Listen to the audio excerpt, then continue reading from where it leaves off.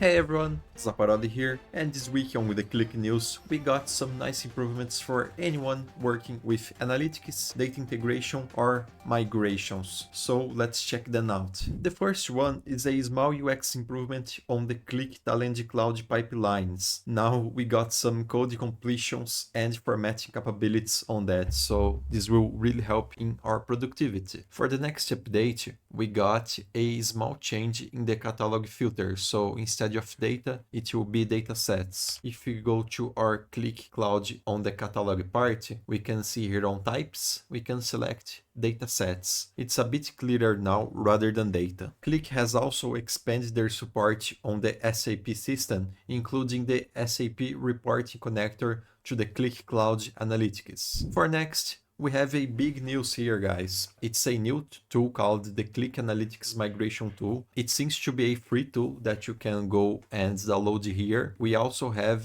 a documentation for it. So in this product page here, you can download it right here and install into your system.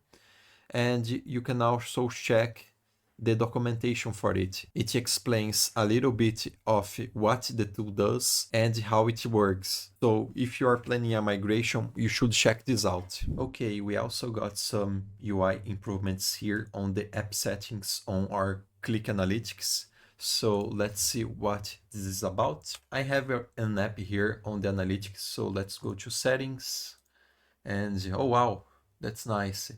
Now we have a tabbed part here so we can navigate, and it's actually better in my opinion that we had before. It was like that strip where we had everything included. So we got one tab for appearances, sheet header styling, that's nice, and UI settings.